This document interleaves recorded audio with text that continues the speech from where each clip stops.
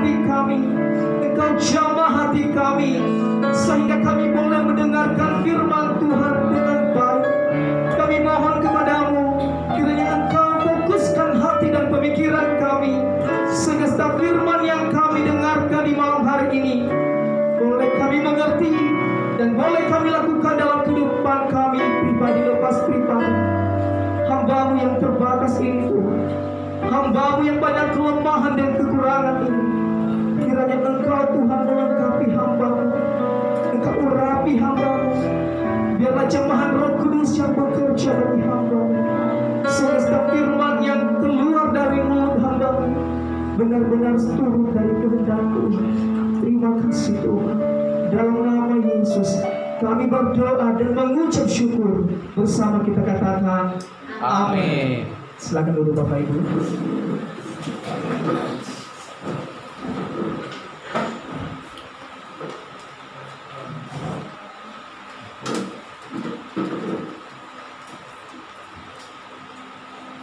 Shalom saudara-saudari. Shalom. Bagaimana kabarnya? Ada sukacita? Amin. Yang merasakan sukacita lambaikan tangannya. Amin. Kita bersyukur kepada Tuhan, di mana malam hari ini kita boleh berkumpul kembali untuk boleh beribadah. Semua oleh karena kemurahan Tuhan, dan terima kasih buat pimpinan yang telah memberikan kesempatan bagi saya untuk menyampaikan kebenaran firman Tuhan di malam hari ini. Dan ingat, melayani merupakan suatu kehormatan, dan saya akan menggunakan waktu ini dengan baik. 1 minggu yang lalu kita telah mendengarkan firman Tuhan yang disampaikan oleh hambanya yang luar biasa, di mana ia mengajarkan kepada kita bagaimana caranya supaya kita anak-anak Tuhan berhasil dan beruntung. Nah, salah satu di antaranya yaitu adanya persiapan. Untuk mencapai keberhasilan dan keberuntungan tidak pernah terlepas dengan persiapan. Jadi harus ada persiapan. Kita sebagai anak-anak Tuhan harus mempersiapkan diri. Lalu kapan kita mempersiapkan diri dan apa yang harus kita persiapkan? Kita mempersiapkan diri, yaitu starting today. Please you prepare yourself and study hard. Amen. Artinya, mulai hari ini kita mempersiapkan diri kita. Bukan setelah selesai dari sini baru kita mempersiapkan diri kita. Bukan ketika kita tua baru kita mempersiapkan diri kita. Ingin berhasil tapi tidak ada persiapan. Ingin menjadi orang yang berprestasi tapi tidak ada persiapan. Jadi ingat, persiapan itu penting untuk mencapai suatu keberhasilan, bahkan keberuntungan. Lalu apa yang kita persiapkan? Yaitu study hard, artinya belajar keras.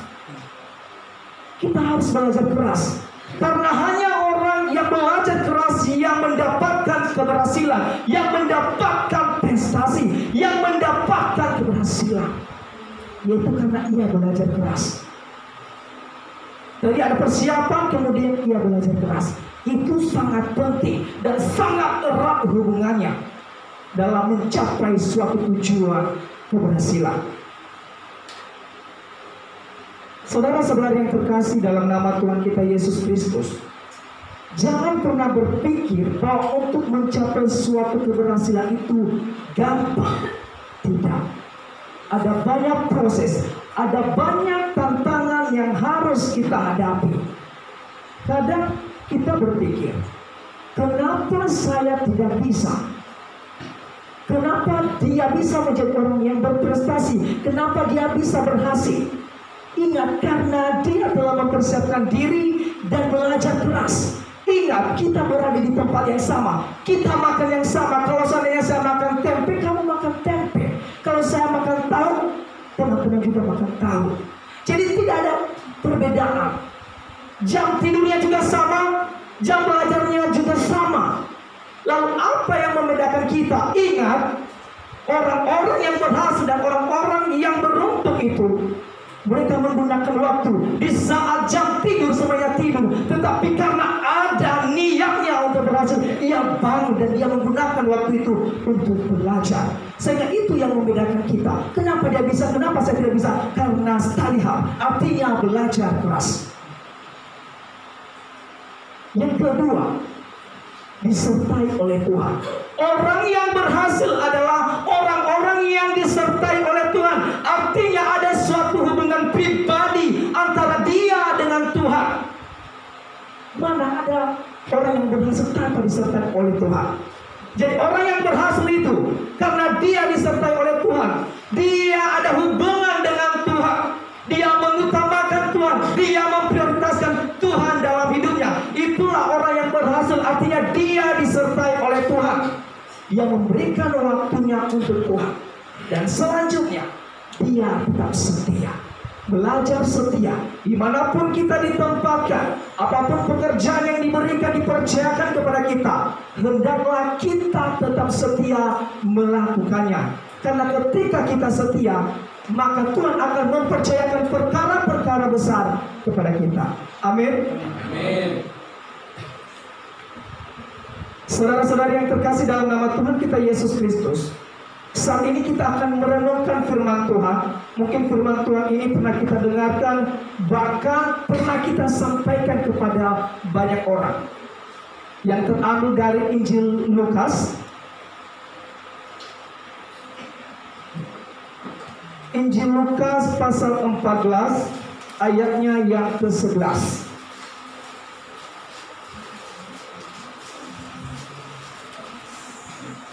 Injil Lukas pasal 14 ayatnya yang 11. Yang sudah dapat katakan amin. Amin. Baik, kita bacakan bersama-sama mulai dari hitungan 3, 2, 1. Sebab barang siapa meninggikan diri, ia akan direndahkan, dan barang siapa merendahkan diri, ia akan ditinggikan. Sekali lagi saya bacakan kepada kita semua. Sebab barang siapa meninggikan diri, ia akan direndahkan. Tetapi barang siapa merendahkan diri, ia akan ditinggikan. Saat ini kita akan belajar tentang firman Tuhan ini di bawah berikut tempat yang paling utama dan yang paling rendah. Dan saya akan memberikan tema bagi kita semua, yaitu tetaplah rendah hati. Tadi kita telah belajar tentang keberhasilan dan keberuntungan. Ketika kita berhasil dan beruntung, maka tidak terlepas dengan sifat rendah hati. Kalau mau berhasil dan mau beruntung, hendaklah saudara-saudari yang di tempat ini tetap memiliki sifat yang rendah hati. Secara naluriah atau secara naluri, manusia cenderung ingin dipuji. Secara naluri, manusia ingin dihargai, dihormati, diprioritaskan, bahkan diutamakan. Manusia tidak mau direndahkan, apalagi disepelekan. Saya yakin kalau seandainya saudara-saudari di tempat ini diremehkan, tidak dianggap, tidak dihargai, tentunya hatinya tidak terima. Seakan hati ini mau memberontak. Kenapa saya tidak dihargai? Bukankah kita sama? Tapi itulah secara naluri manusia. Kita ingin dipuji. Kita juga rata-rata di tempat ini mau dipuji. Kalau seandainya ada sesuatu hal yang kita buat dan membanggakan banyak orang, pasti kita dipuji. Tapi kalau seandainya kita melakukan perbuatan yang tidak baik, tentu kita tidak dipuji. Malah orang tidak senang dengan kita. Jadi hendaklah kita tetap belajar rendah hati. Itu tadi secara naluri manusia. Karena itu kecenderungan manusia meninggikan diri dan tidak mau direndahkan. Apalagi di zaman sekarang ini sangat susah dan sangat sulit menemukan orang-orang yang rendah hati. Kenapa? Mereka berpikir bahwa kerendahan hati itu identik dengan kelemahan, sehingga power atau gengsi kita akan turun. Itu adalah pemahaman yang salah, pemikiran yang salah, yang mengatakan bahwa kerendahan hati adalah identik dengan kelemahan. Jadi kalau seandainya ada orang yang rendah hati, berarti mereka berpikir itu adalah orang yang lemah, orang yang tidak berdaya, orang yang tidak ada apa-apanya sama sekali. Itu adalah pemahaman yang salah. Lalu apa itu rendah hati? Rendah hati adalah sifat bijaksana yang dimiliki oleh seseorang di dalam dirinya, yang dimana ia membuat posisinya sama dengan orang lain, tidak menganggap dirinya terlalu hebat, tidak terlalu pintar, tidak terlalu baik dari orang lain, tidak terlalu berharga. Ia sama dengan orang lain. Ketika orang lain berharga, ia juga mengatakan saya juga berharga. Beda dengan orang yang meninggikan diri.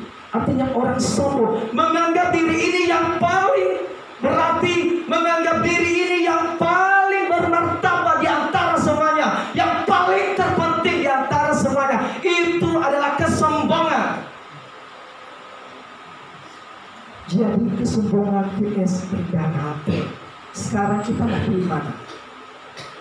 Rendah hati atau kesombongan?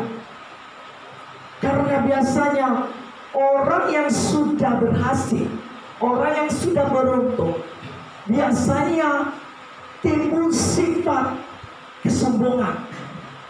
Mereka berpikir bahwa apa yang telah mereka dapatkan itu sebagai hasil kekuatannya sendiri. Itu karena hasil pemikirannya sendiri. Dia tidak berpikir bahwa itu karena Tuhan. Jadi itu sangat perlu bagi kita. Jangan pernah lupa bahwa ketika kita berhasil, itu pun karena penyertaan Tuhan. Tuhan mempercayakan kepada kita, dan kita juga melakukan bagian kita, yaitu belajar keras. Sekali lagi saya katakan bahwa tidak ada orang yang berhasil dan beruntung tanpa adanya kerja keras dan penyertaan Tuhan. Itu tidak boleh terlepas.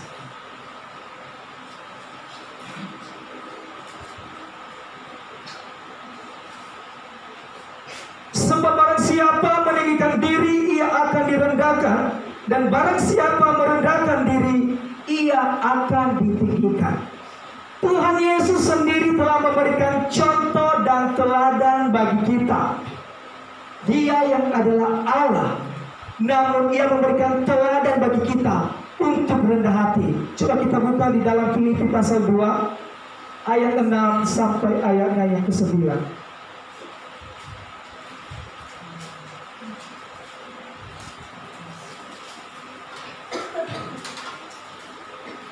Saya akan bacakan kepada kita semua. Yang walaupun dalam rupa Allah, tidak menganggap kesetaraan dengan Allah itu sebagai milik yang harus dipertahankan, melainkan telah mengosongkan dirinya sendiri dan mengambil rupa seorang hamba dan menjadi sama dengan manusia. Dan dalam keadaan sebagai manusia, Ia telah merendahkan dirinya dan taat sampai mati, bahkan sampai mati di kayu salib. Itulah sebabnya Allah sangat meninggikan Dia dan mengaruniakan kepadanya nama di atas segala nama. Jadi Yesus yang adalah Tuhan, Yesus yang adalah Raja, telah merendahkan hatinya. Ia datang ke dunia untuk menebus kita, orang-orang yang percaya kepadanya. Jadi Yesus telah memberikan contoh dan teladan bagi kita.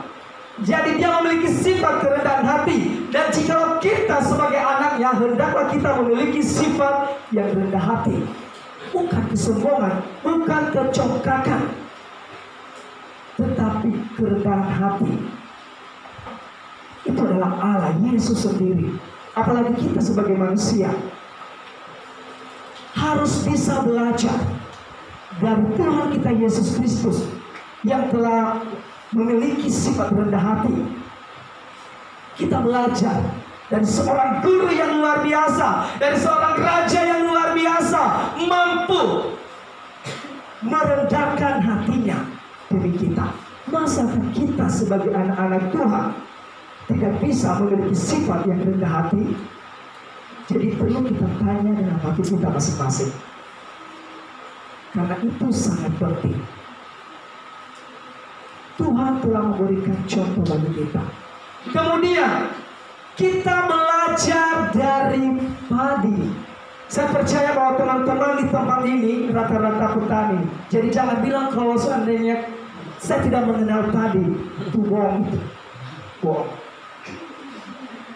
Kita belajar dari padi. Kira-kira menurut teman-teman, saudara-saudari, apa yang kita pelajari dari tanaman padi? Semakin berisi, semakin menutup.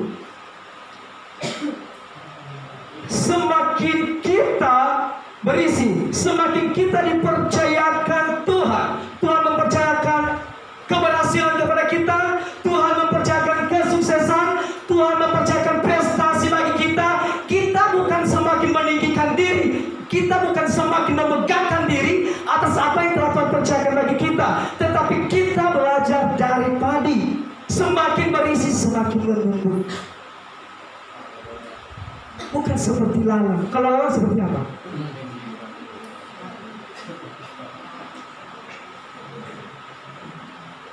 Bukan tadi padi, sekarang lalang. Lalang semakin kosong, semakin meninggikan diri. Itu adalah orang-orang yang congkak. Udah tidak memiliki apa-apa, udah minta ampun, tapi meninggikan diri. Saya yang paling hebat, kamu tidak ada apa-apanya bagi saya. Pas ujian nilainya 0. Itukah yang kita harus megahkan? Itukah yang harus kita banggakan? Sekarang pilih yang mana? Pilih padi atau pilih lalang? Jadi kita harus pilih padi, belajar dari padi. Semakin berisi, semakin berisi dan semakin duduk. Artinya ketika kita menjadi orang yang berhasil, menjadi orang yang beruntung, maka kita bukan semakin sombong, tetapi semakin merendahkan hati kita. Kenapa? Karena Tuhan Yesus telah memberikan contoh dan teladan bagi kita. Jadi jangan cari contoh-contoh yang lain. Dari situ kita sudah tahu. Soalnya banyak di zaman sekarang ini sudah tidak memiliki apa-apa, sudah tak berdaya. Kalau ditanya ini dijawabnya belajar beda. Itu dia meninggikan dirinya. Dia memiliki sifat yang sombong. Dan ingat, Tuhan menentang orang-orang yang congkak. Kalau kita lihat di dalam Yakobus pasal 4 ayat 6.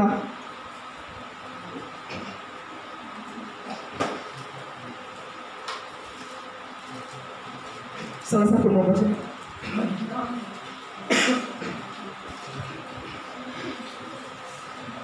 Kayaknya sudah dapat.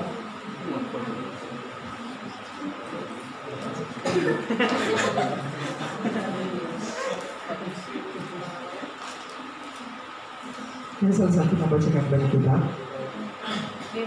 Demikian firman Tuhan, tetapi kasih karunia yang dianugerahkannya kepada kita lebih besar daripada itu. Karena itu ia katakan, Allah menentang orang yang congkak, tetapi mengasihani orang yang rendah hati. Amin. Tetapi kasih karunia yang dianugerahkannya kepada kita lebih besar daripada itu. Karena itu ia katakan, Allah orang yang rendah hati. Jadi tidak perlu kita congkak, tidak perlu kita meninggikan diri. Karena kenapa? Allah menentang orang yang congkak, Allah menentang orang yang sombong, Allah menentang orang yang meninggikan diri. Jadi tidak perlu. Kira-kira apa yang harus kita banggakan dalam hidup kita? Paulus sendiri mengatakan, aku bermegah bukan karena sesuatu yang saya miliki, tetapi saya bermegah karena Kristus. Bagusnya kita bermegah karena Kristus. Jadi tidak perlu memiliki sifat yang sombong, karena itu tidak baik. Tetapi mari kita memiliki sifat yang rendah hati. Bahkan kalau kita baca di dalam 1 Petrus 5 ayat 5, di situ juga mengatakan bahwa Allah menentang orang-orang yang congkak. Jadi sangat tegas Tuhan mengatakan bahwa orang-orang yang congkak itu tidak berkenan di hadapan Tuhan. Coba bayangkan kalau seandainya di antara kita, di antara teman-teman kita ada salah satu orang yang memiliki sifat sombong. Tentu kita tidak senang. Tidak senang dimanapun dia berada. Kalau seandainya dia memiliki sifat yang sombong, ia akan ditentang di mana-mana. Misalnya dalam suatu perkumpulan, pasti yang dibicarakan dia karena dia memiliki sifat yang sombong, karena dia memiliki sifat yang tidak baik, yang tidak berkenan di hadapan Tuhan. Tetapi sebagai anak-anak Tuhan harus memiliki kerendahan hati. Kalau seandainya kita lihat di dalam aplikasi S-Word, yaitu in condition or heart, artinya itu kerendahan hati itu berbicara kondisi atau hati. Jadi yang saya tekankan di sini adalah hati. Jadi mari kita merendahkan hati, in condition or heart.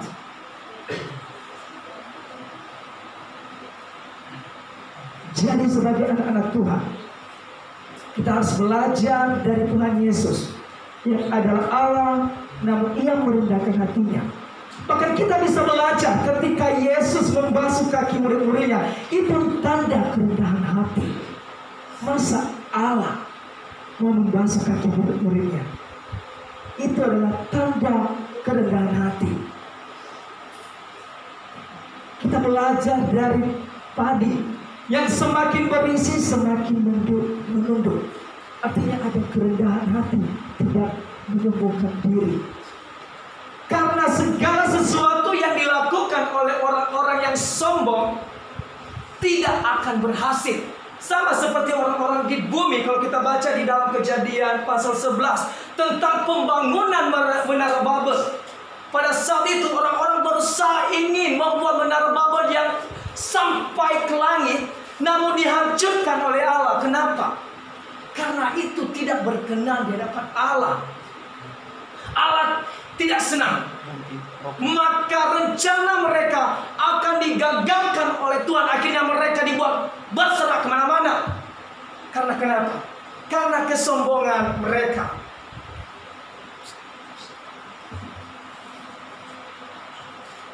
Jadi kita belajar dari Kejadian pasal 11 itu. Di situ ada suatu pekerjaan orang-orang yang sombong. Mereka ingin mencari nama supaya mereka terkenal. Namun apa yang terjadi? Semuanya ditentang oleh Tuhan, semuanya dihancurkan oleh Tuhan. Oleh karena itu, ketika saudara-saudari di tempat ini melakukan sesuatu, jangan lakukan sesuatu dengan kesombongan, tetapi lakukan sesuatu dengan kerendahan hati. Ada banyak sekarang yang bisa kita lihat. Dia adalah orang yang pintar, dia adalah orang yang sukses, orang yang sering dipercayakan. Namun keadaannya kalau kita lihat itu seperti biasa-biasa aja. Beda dengan orang yang congkak tadi, yang tidak berdaya, yang tidak memiliki apa-apa, namun ia selalu mengikat diri, bahkan ingin terkenal. Terkenal karena ketidaktahuannya. Tetapi kita terus belajar merendahkan hati kita, walaupun sebenarnya agak berat bagi kita. Berat. Ketika saya pikir dulu semester 5, banyak pelayanan dipercayakan kepada saya waktu itu. Dan salah satunya, kalau seandainya mungkin saudara-saudari ketika dipercayakan menjadi dosen, apalagi kita masih semester 5, dipercayakan menjadi dosen mengajar bapak-bapak pendeta, salah satunya Bapak Enos, itu pendeta. Saya yang masih semester 5 dipercayakan untuk mengajar. Bahkan sampai sekarang saya masih bertanya-tanya, atas dasar apa pasti gembala saya memberikan kesempatan bagi saya untuk mengajar. Saya tidak masih, saya bertanya-tanya. Karena biasanya saya cuma ngajar sekolah minggu, WL, palingan khotbah di umum, cuma itu doang. Tapi kalau saya belajar, kan kalau belajar kan, kalau PK itu gimana ya? Kita lebih dominan untuk pelayanan, lebih dominan pelayanan, tidak belajar Ibrani, Yunani. Kan? Tetapi itu merupakan suatu kepercayaan yang dipercayakan kepada saya. Namun itu tidak membuat saya, kepercayaan dipercayakan kepada saya itu membuat saya sombong atau bermegah. Tidak. Apalagi saya sudah jadi dosen, terus saya tidak perlu lagi mencuci piring, tidak perlu lagi mencuci pakaian, kan saya dosen. Jadi yang mengerjakan ibu gembala aja, bahkan anak-anak kos yang tinggal di situ tidak. Apa yang mereka kerjakan, saya juga kerjakan. Karena saya bilang tidak ada yang perlu disombongkan, tidak ada yang perlu harus kita tinggikan. Karena itu tidak penting. Karena ketika kita dipercayakan sesuatu hal, kemudian timbul rasa sombong bagi kita, ingat, kepercayaan itu tidak akan lama.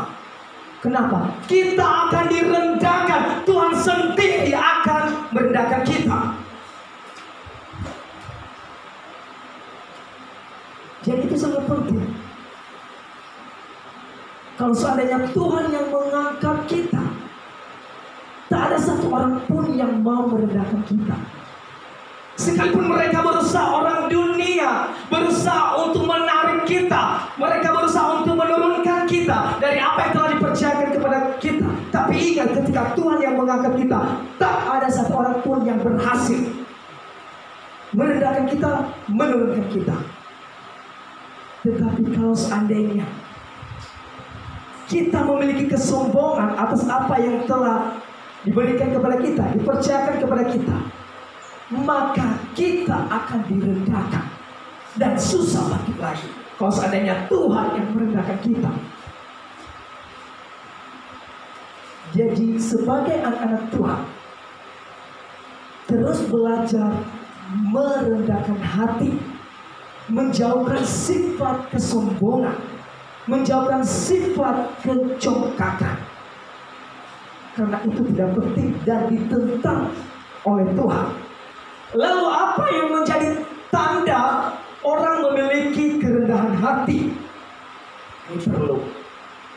Apa tanda seseorang bahwa ia memiliki kerendahan hati? Yang pertama, yaitu mampu minta maaf, mengampuni sesama, mengakui kesalahan. Itu adalah tanda bahwa ia memiliki kerendahan hati.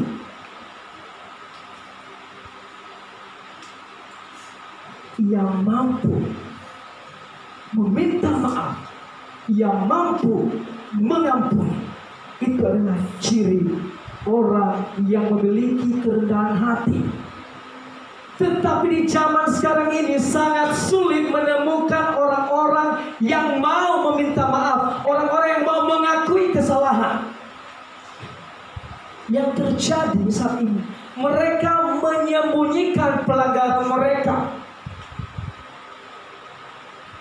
Itu adalah orang-orang yang kerendahan hati, yang memiliki kerendahan hati. yaitu mereka mampu mengampuni orang yang bersalah dan mengakui kesalahan. Karena sangat jarang kita menemukan orang mau mengakui kesalahannya. Karena kenapa? Itu bisa membuat pamor atau gengsinya turun. Janganlah, walaupun saya bersalah, janganlah. Nanti apa kata orang lain kalau seandainya saya mengakui kesalahan saya? Seringkali kita sebagai anak-anak Tuhan melakukan hal yang demikian, tidak mengakui kesalahan walaupun sebenarnya kita benar-benar salah. Tetapi kalau seandainya kita memiliki kerendahan hati, kita pasti bisa. Kita belajar. Karena kalau kita baca di dalam Amsal pasal 28 ayat 13, di situ dikatakan bahwa siapa menyembunyikan pelanggaran, ia tidak akan beruntung. Tetapi ketika orang tidak menyembunyikan pelanggarannya, yang mengungkapkannya, dan ia adalah orang yang disayangi. Ia disayang oleh Tuhan, bahkan disayangi oleh sesama manusia. Karena kenapa? Ia berani mengakui kesalahannya. Itu yang pertama. Yang kedua, tanda orang memiliki kerendahan hati, yaitu mau diajar dan mau belajar. Ini yang penting, yaitu mau belajar dan mau diajar. Seringkali yang susah diajar itu adalah orang-orang yang malas, orang sehingga menimbulkan kebodohan. Mau pintar tapi tidak mau belajar, mau sukses tapi tidak mau belajar, mau berhasil tidak mau belajar. Bagaimana mungkin kamu berdoa 10 kali kalau seandainya kamu tidak mau belajar dan tidak mau diajar? Mustahil tidak bakalan menjadi orang yang sukses dan tidak bakalan menjadi orang yang berprestasi. Tanya sama orang-orang yang berprestasi, orang-orang yang sudah berhasil di luar sana. Apakah mereka mendapatkannya dengan cara yang gampang? Tidak. Tidak. Saya secara pribadi ketika saya di Nias SD, pas kelas 1 SD, saya pertama kali dipanggil pas pembagian rapor. Saya kira juara 1. Ternyata dimulai dari juara 30. Saya dengan bangganya saya kira saya juara 1.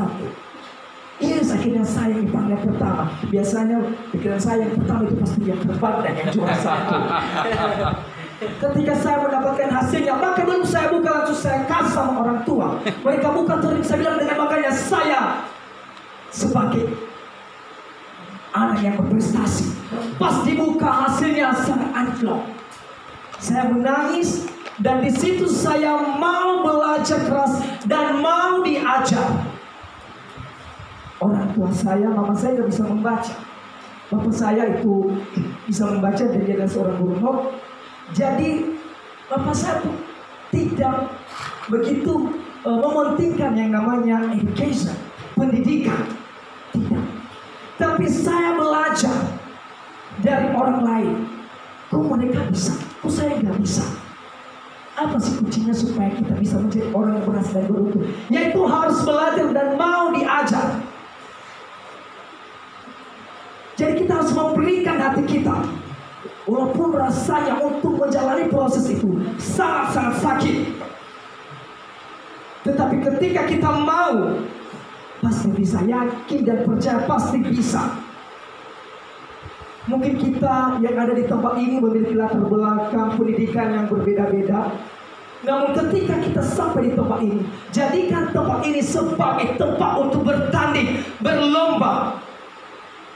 Gunakan kesempatan ini. Jangan bilang ini dulu saya di kampung saya paling bodoh, saya paling malas mau belajar. Di sini gunakan kesempatan yang tadi saya katakan. Start today, please you prepare yourself and study hard. Yakin dan percaya ketika engkau mempersiapkan dirimu dan belajar keras, engkau akan mendapatkan hasil yang terbaik. Tidak akan sia-sia kalau seandainya kerja keras dan belajar keras dan libatkan Tuhan. Akhirnya ketika saya belajar dari kelas 2 sampai SD kelas 6, saya akhirnya menjadi orang yang berprestasi. Yang tadinya panggilan nomor 30, sekarang juara 30 menjadi number 1. Itu merupakan suatu hal yang luar biasa bagi saya. Karena kenapa? Karena saya belajar keras, saya menderes karet, saya bawa buku untuk belajar. Bahkan kemarin waktu saya pelayanan di Bekasi, sampai kepala saya perhatian dengan saya belajar. Kamu ngapain, Ma? Belajar bahasa Ibrani, Pak. Bahkan saya sebenarnya sempat pingsan di kereta, walaupun saya tidak kasih tahu. Saya belajar karena besok ujian Ibrani. Saya belajar di kereta, saya pingsan, walaupun saya tidak kasih tahu. Walaupun nantinya akhirnya ketemu lagi di sini, saya pingsan selesai belum ibadah, saya pingsan. Itu karena apa? Saya terus belajar keras. Kita harus belajar keras kalau seandainya Anda mau berhasil, mau menjadi orang yang berprestasi. Jadi tidak gampang melewati suatu proses. Itu yang paling utama. Terus ketika kita menjadi orang yang berprestasi, di situ mulai muncul kesombongan. Pernah waktu saya di SMA, saya paling suka belajar yang namanya biologi. Jadi kelas kami adalah kelas unggulan. Kita semua, rata-rata teman-teman saya ada orang-orang yang luar biasa, orang yang luar biasa berdebat. Jadi kalau seandainya ada diskusi, jangan pernah bawa buku pakai cuma 1. Rata-rata bawa buku 5 untuk mempertahankan setia apapun yang kita sampaikan. Suatu hari, karena saya mulai dipercayakan sesuatu hal prestasi, mulai timbul yang namanya kesombongan. Suatu hari masuklah seorang guru yang baru tamat, dia mengajar biologi. Ketika dia mengajar yang salah, dengan sombongnya saya mengatakan itu salah. Apa baru tamat? Biasanya saya sering menguji-uji, siapa yang masuk hari ini? Itu kerja saya sering menguji. Apalagi saya harus mempersiapkan diri untuk belajar, untuk menguji siapa yang masuk hari ini. Mulai timbul yang namanya kesombongan. Yang tadinya memiliki sifat rendah hati, kemudian timbul yang namanya kesombongan. Kemudian kami melakukan diskusi. Guru kami ini mengajarkan tentang begini-begini, kemudian ada yang salah. Lalu apa yang saya lakukan? Saya ambil buku paket, buku biologi, saya langsung kasih depan. Apa yang Bapak sampaikan salah, itu tidak benar. Lalu apa yang terjadi?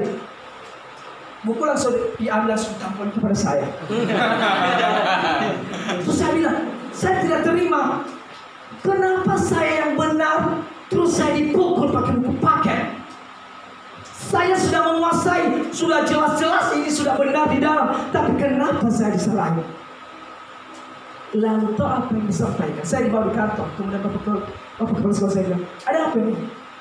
Tuh kamu ada masalah? Iya Pak. Bapak ini mengajarkan tentang begini, tapi sesuai dengan apa yang telah saya pelajari, bahkan ada pun di dalam buku yang mengajarkannya salah. Lalu apa yang dipersoalkan? Kenapa saya dipukul? Kenapa saya ditegur? Pada apa yang saya sampaikan adalah benar. Apa yang disampaikan? Itu tidak baik. Tindakanmu, sifatmu itu tidak baik. Sudah mulai muncul kesombongan. Namun yang penting ada kerendahan hati. Walaupun dia sebenarnya salah, jangan ngotot, jangan memberontak. Dia sebenarnya guru itu pasti tahu kalau dia itu salah, apalagi sudah ada buktinya. Tetapi kita sebagai siswa harus menghargai orang tua. Artinya ada kerendahan hati. Dari situ saya belajar. Saya mulai belajar, Tuhan ampuni saya. Saya mau belajar merendahkan hati saya. Karena kesombongan itu hanya bisa menghancurkan atas apa tujuan saya ke depan. Jadi tidak perlu sombong. Karena kenapa kalau kita baca di dalam Amsal, kesombongan itu mendahului kehancuran, tetapi kerendahan hati mendahului kehormatan. Jadi jikalau saudara-saudari di tempat ini mau dihormati, mau dihargai, rendahkan hati. Tapi kalau seandainya saudara-saudari mau hancur, milikilah sifat yang sombong. Tetapi saya sampaikan kepada kita, mari kita yang ada di tempat ini memiliki sifat yang rendah hati. Karena ketika kita memiliki sifat yang rendah hati, walaupun pengetahuan kita tidak seberapa, tetapi orang senang dengan kita, daripada orang yang memiliki prestasi yang begitu luar biasa, namun ia memegahkan diri, ia meninggikan diri, yakin dan percaya akan pasti dibenci, ditantang di mana-mana. Oleh karena itu kita harus tetap merendahkan hati kita, tetap menghargai orang lain, tidak terlalu memamerkan kehebatan. Saya jago nyanyi, saya jago main musik, saya jago khotbah.